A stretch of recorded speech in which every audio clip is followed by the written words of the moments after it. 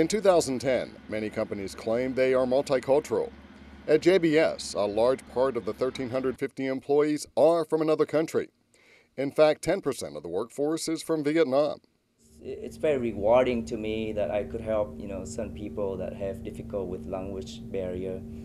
And when I came on board, I also became a trainer to train out the new hires, meeting a lot of new people. It's exciting.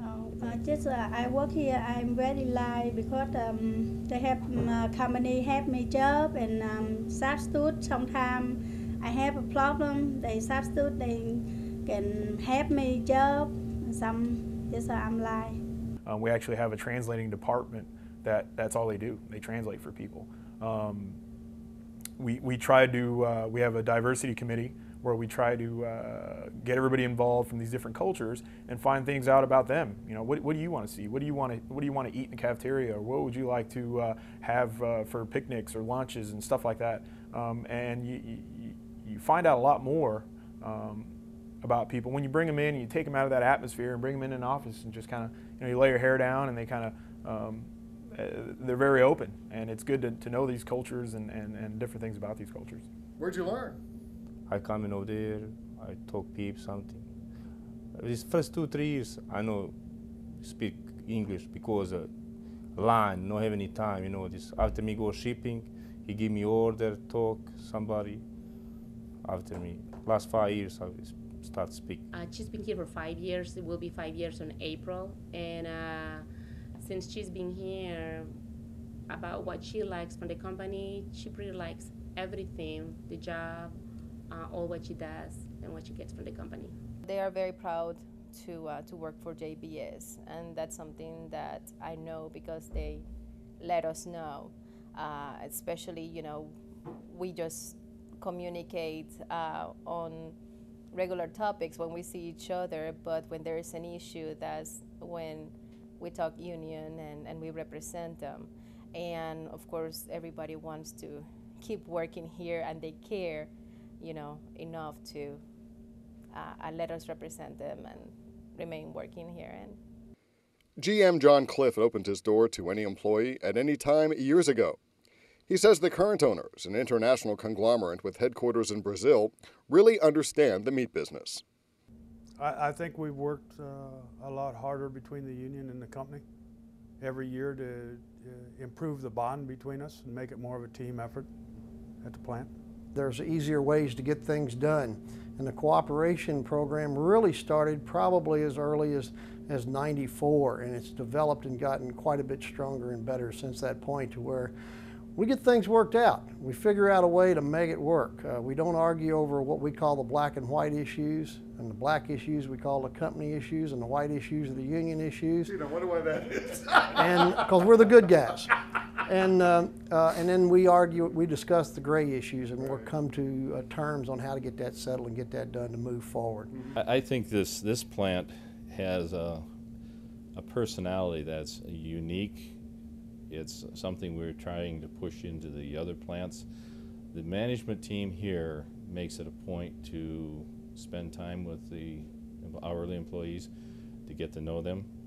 When John Cliff, the general manager, walks the floor, everybody knows who John is. The pace in this processing plant can be quite frenetic, but JBS boasts of many employees who have worked here for decades. The people that do the work now, the people that run the place now are meat people. So they understand, what it's like to work in a place like this. So it makes it a lot easier on the workers. A lot faster. Things a lot faster. The work is pretty much double, but it's pretty much the same, but it's double. Are people just a lot more efficient than you think? That might be it too. The equipment might be a lot more modern too. You've always had the opportunity to go talk to John Cliff, who's the plant manager. He's got an open door policy. You can go talk to him anytime you want. But a lot of times, it's better for everybody if you can do that with the supervisor, if you can do that with the HR guys, and that's what's happening. You can talk to those guys and let them know what's going on, and they'll listen to you, and they'll address it. This Butchertown plant has seen no less than 4 owners over the past 50 years. They still produce pork bearing the J.B. Swift name here. And from the GM down to the newest hire, JBS exceeds all industry standards. And when I got here, everybody was kind of mixed up doing different things. You had operations helping out in HR, you had HR people helping out in operations. It was almost like everybody had each other's back. Here is challenging, but I would not say or put emphasis on just the relationship with management. It's just that we together have to look at different things because our membership is diverse culturally, ethnically, and we have to pay attention also on those things. So there's always a challenge in communication, getting the message across, and then just understanding what the problems are. The supervisors have really realized, along with the rest of the group here, that people are our most precious. And so we've become more people-oriented people and put more time into everybody out there that works in every department. Even threats to the plant from both neighborhood activists and the zoning board have been met with a united front by both management and the union workers. Don't mess with our jobs. They do listen very well. They're very reasonable when it comes to the situation. They have the same goals as we do to keep people here, keep them working, keep them safe. My dad, he worked here 18 years. Oh, yeah. So he told you about the job here? Yeah, he told me come in here, work with him. Then I come in here, work like 12 years, 3 months. Well, they are very proud to work for JBS, and that's something that I know because they let us know.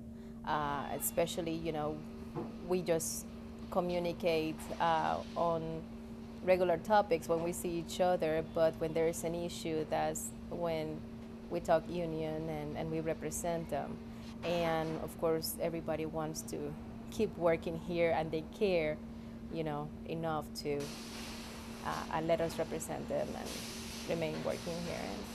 Congratulations to the United Food and Commercial Workers, Local 227 and JBS, winners of the 2010 University of Louisville Labor Management Award.